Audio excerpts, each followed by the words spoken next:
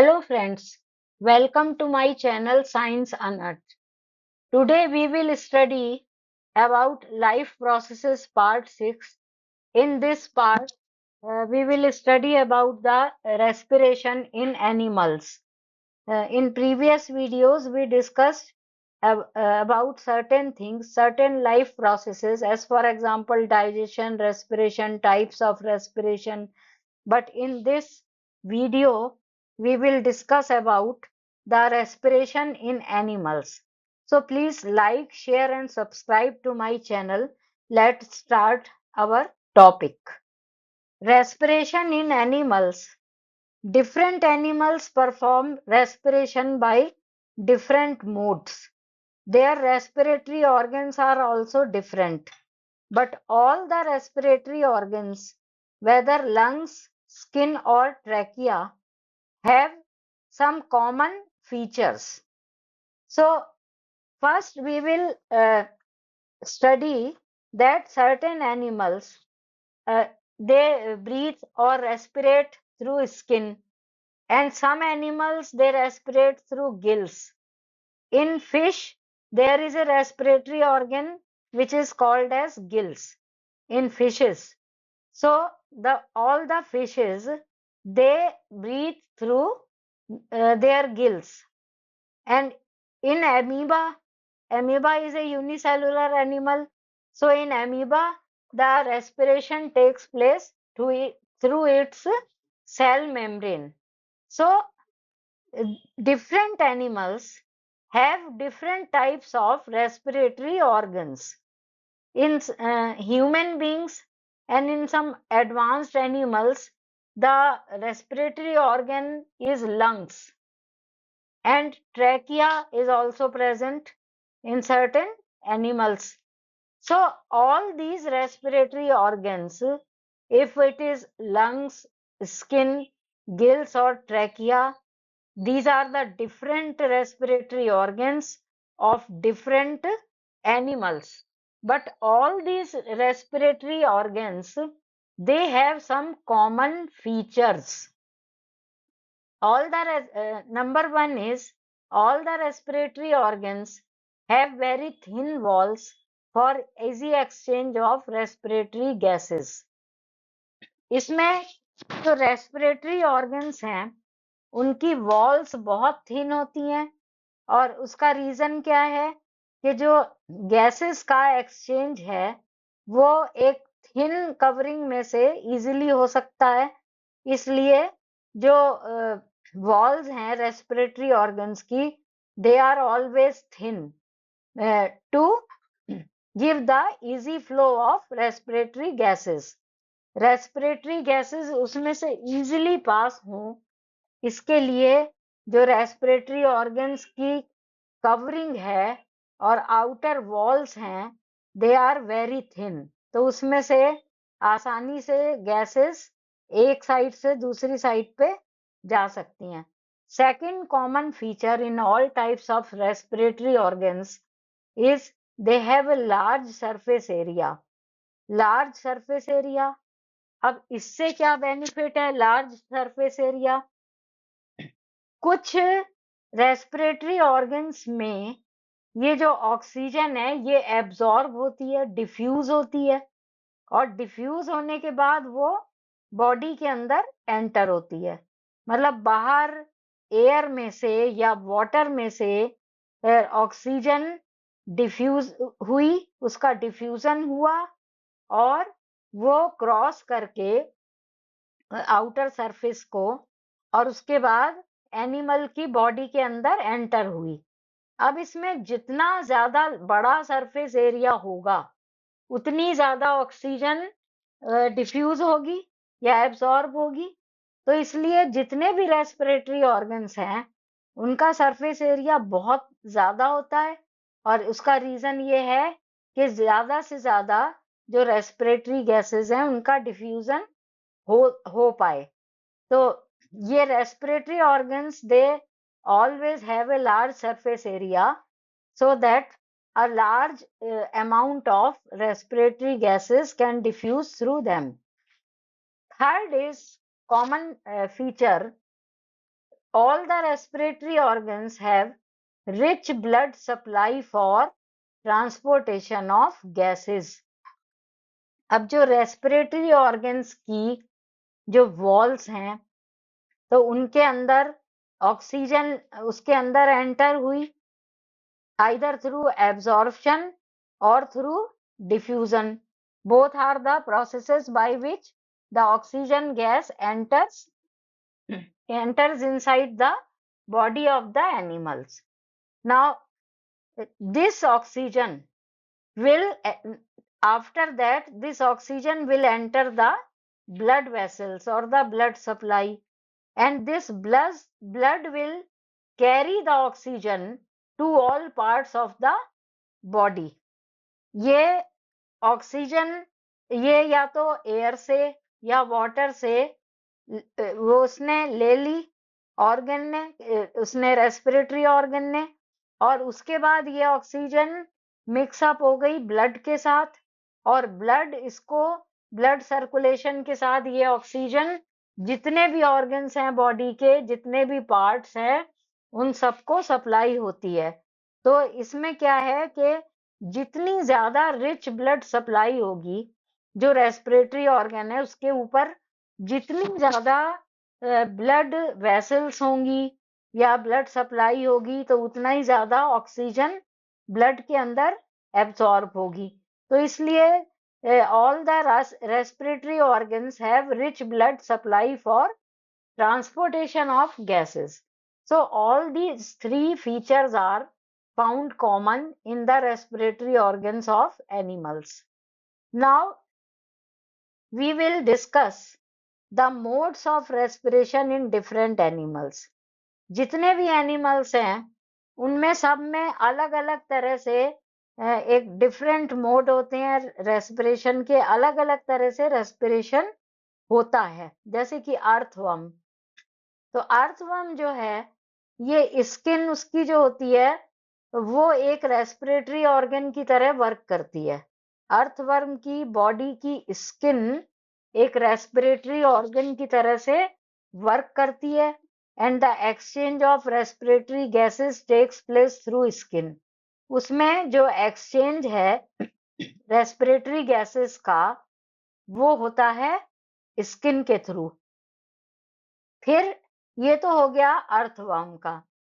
इन unicellular animals like amoeba, unicellular animal है amoeba, उसमें एक सिंगल सेल होता है और वही सेल पूरी बॉडी उसका कोई सिंगल सेल होता है। अमीबा की होल बॉडी एक सिंगल सेल से बनी हुई होती है। उस सिंगल सेल के अंदर ही डाइजेशन, एसिमिलेशन, एक्सक्रीशन सब कुछ उस सिंगल सेल के अंदर होता है। तो जो अमीबा एक यूनिसेलुलर एनिमल है उसके अंदर रेस्पिरेशन होता है सेल मेम्ब्रेन के थ्रू। अब वो जो एक यूनिसेलुलर एनिमल है, सिंगल सेल है पूरी बॉडी, तो उसके चारों तरफ एक सेल मेम्ब्रेन होगी। तो वो जो सेल मेम्ब्रेन है, that cell membrane acts as a respiratory organ of amoeba. तो उसमें सेल मेम्ब्रेन के थ्रू रेस्पिरेशन होता है अमीबा में। और अर्थवर्म में स्किन के थ्रू हुआ, तो जो स्किन है वो एज रेस्पिरेटरी ऑर्गन वर्क कर रहा है। यूनिसेलुलर अमीबा में सेल मेम्ब्रेन के थ्रू रेस्पिरेशन हुआ, तो वो उसमें सेल मेम्ब्रेन वर्क कर रही है as a respiratory organ. Now we will come to aquatic animals. What are aquatic animals? The animals that live in water. As for example, fish. जो पानी के अंदर रहते हैं एनिमल्स, उनको हम एक्वेटिक एनिमल्स कहते हैं। जैसे फिश है, प्रॉन्स हैं। So they have some special type of respiratory organs. जो फिश होती हैं उनके अंदर गिल्स पाए जाते हैं, गिल्स होते हैं, और ये जो गिल्स हैं they are covered with a membrane, so you can not see these gills openly. उसमें ऊपर से दिखाई नहीं देते हैं ये गिल्स, और एक मेम्ब्रेन से कवर्ड होते हैं। And these gills they are the respiratory organs in fish and prawns. or in all aquatic animals, the animals that live in water. Now come to insects. Insects कौन से हैं? Cockroach है, grass hoppers है। तो इनके अंदर क्या है, इनकी जो बॉडी है उसके ऊपर छोटे छोटे होल्स होते हैं और उनको हम कहते हैं स्पिरेकल्स। ये उनकी पूरी बॉडी के ऊपर होते हैं और इसमें ट्यूब लाइक ट्रैकिया ये जुड़े हुए होते हैं, ट्यूब की तरह से ट्रैकियाज होते हैं। So they are connected to spiracles. So all these organs, they are collectively known as the respiratory organs for insects. Insects में क्या हो गया? Holes जिन्हें spiracles कहा, उससे connected हैं tracheas. These are the tubes. So these they work as the respiratory organs in insects. Now come to land animals. Land animals कौन से हैं? जो सरफेस पे या अर्थ के ऊपर रहते हैं, लैंड पे सरवाइव करते हैं। As for example human beings, birds, they all live on land, lizards, they have lungs. So all these land animals, they have lungs as respiratory organs. So जितने भी लैंड एनिमल्स हैं उनमें respiratory organ जो होते हैं उनका नाम होता है लंग्स। तो ह्यूमन बीइंग्स में भी लंग्स होते हैं। अब लैंड एनिमल तो फ्रॉग भी है, लेकिन इसमें दो तरीके का ब्रीदिंग होता है। एक तो लंग्स से होता है और एक स्किन से होता है।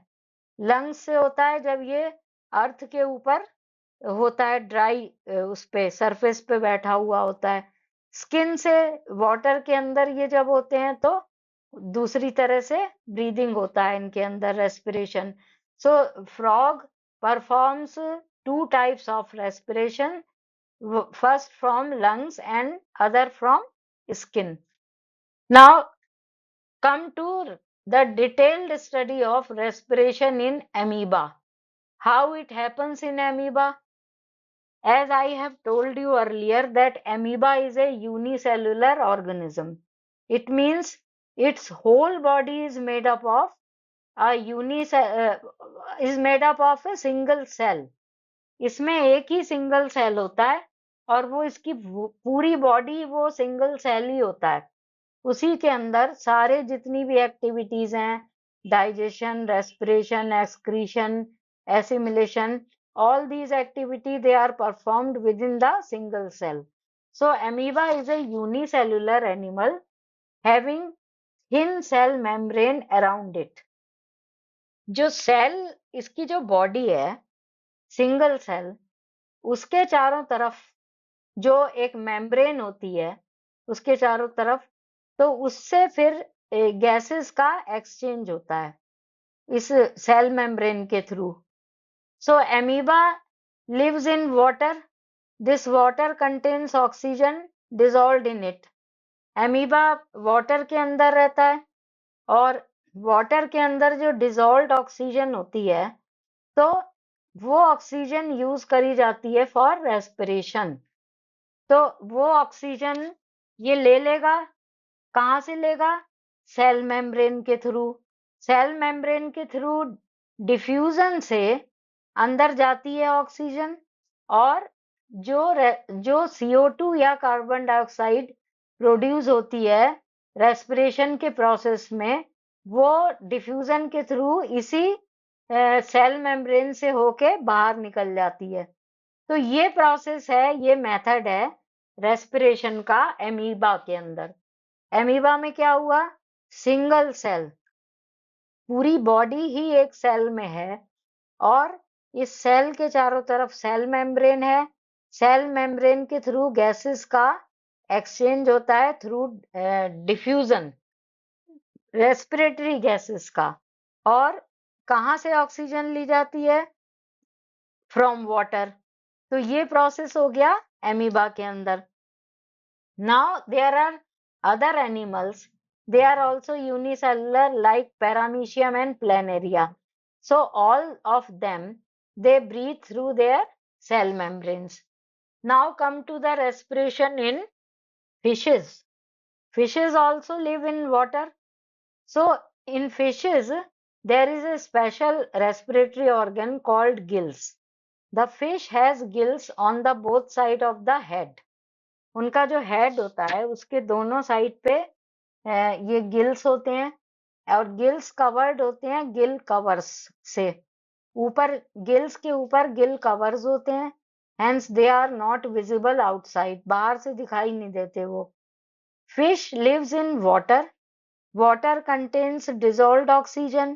When water passes over the gills take dissolved oxygen from water. अब ये जो वाटर है जिसके अंदर ऑक्सीजन डिसॉल्व है, जब ये फ्लो करता है या उसकी गिल्स की सरफेस के ऊपर से पास होता है ये वाटर, तो जो ऑक्सीजन है वो गिल्स ले लेते हैं और फिर ये उसकी बॉडी के अंदर चली जाती है. This oxygen is absorbed by the blood and blood carries all the oxygen to different parts of the body of the fish. तो ये प्रोसेस हो गया और वहां पे जो कार्बन डाइऑक्साइड प्रोड्यूस हुई that is brought back to the gills, वो वापस गिल्स में आ जाती है. Then gills expel carbon dioxide in water. फिर वो जो गिल्स हैं जिन्होंने ऑक्सीजन पहले अब्सॉर्ब करी थी, तो वही अब इस CO2 को या कार्बन डाइऑक्साइड को एक्सपेल कर देते हैं, बाहर निकाल देते हैं. So in fishes the special organ or respiratory organ is called gills. Gills are covered with gill cover and they take oxygen from water, and this oxygen reaches to the blood circulatory system of fish and distributed to all parts of the body, and the CO2 which is produced in turn it comes out of the body through the gills, through the same passage. So this is the process of breathing in fishes. When fish taken out of the water, the fish dies. This is because fish does not have lungs to take oxygen from air. अब किसी भी fish को अगर हम water से बाहर अगर लाके रख देते हैं तो कुछ टाइम के बाद वो मर जाती है. तो ये इसका क्या रीजन है? अब वो उसमें जो ऑर्गन्स हैं रेस्पिरेटरी ऑर्गन्स वो हैं गिल्स, और गिल्स जो होते हैं वो सिर्फ वाटर में से ऑक्सीजन ले सकते हैं. गिल्स के अंदर जो ऑक्सीजन है वो वाटर वाली ऑक्सीजन ही अंदर जा सकती है गिल्स के. अब वो जो फिश है जब बाहर आ जाती है उसको किसी लैंड पे रख दिया, किसी सरफेस पे रख दिया निकाल के पानी में से, तो वो जो गिल्स हैं वो वर्क नहीं करते, क्योंकि जो गिल्स हैं वो बाहर की जो एयर है उससे ऑक्सीजन नहीं ले सकते हैं. तो गिल्स वर्क नहीं करते हैं तो फिश के अंदर जो रेस्पिरेशन का प्रोसेस है वो बंद हो जाता है and ultimately the fish will die. So this is the reason why fish dies. Now and these gills cannot accept air from the atmosphere. So gills does not have mechanism to take oxygen from the air. This is the main thing. तो इसलिए वो जो fish है वो खत्म हो जाती है. Now we will study about the respiration in human beings. These are the land animals. Land पे रहने वाले जो भी एनिमल्स हैं उनमें सब में लंग्स होते हैं एज रेस्पिरेटरी ऑर्गन. तो ह्यूमन बीइंग्स भी उसी में आते हैं. उनमें ये होता है कि ऑक्सीजन जो है वो रेस्पिरेशन के लिए रिक्वायर्ड है.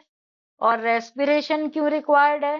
क्योंकि जो ऑक्सीजन है वही फूड का ऑक्सीडेशन करती है और उससे एनर्जी प्रोड्यूस होती है, और उसी एनर्जी से जो ह्यूमन बीइंग्स हैं they survive and they do their day to day activities. तो ये सब इंटरकनेक्टेड प्रोसेसेस हैं और उसी पे ही एक लाइफ डिपेंड करती है.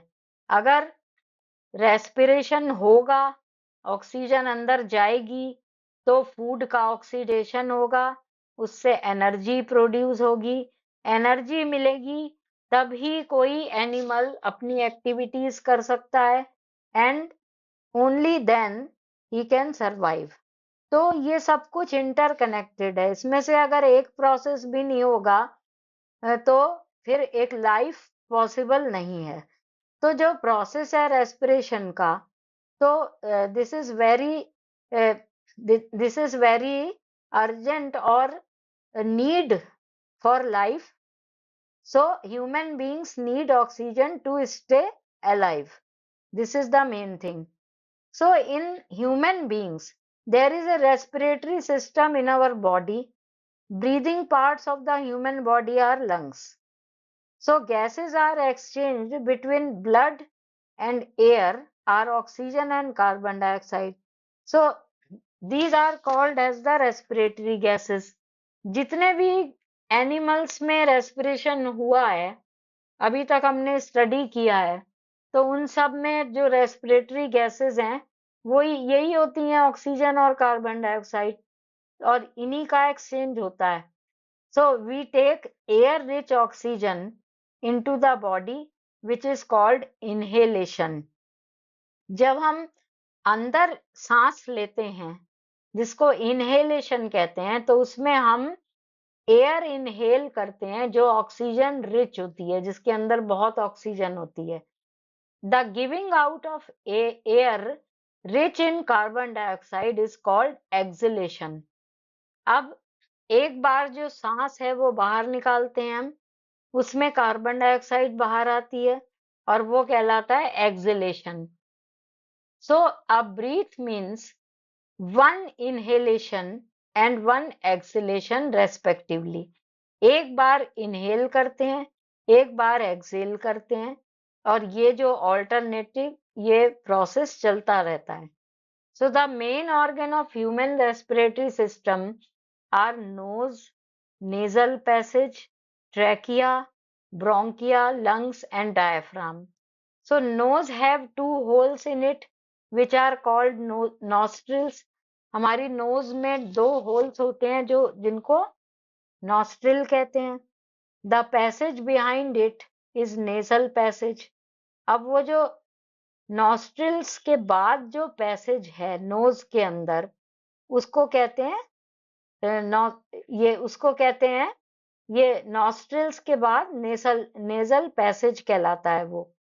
अब नेजल पैसेज है, so this is covered with the inner surface of the nasal passage has hair like structure and mucus also. So hair like structure and mucus. When air enters inside the nasal passage, then the dust particles and other impurities they are trapped by nasal hairs and mucus.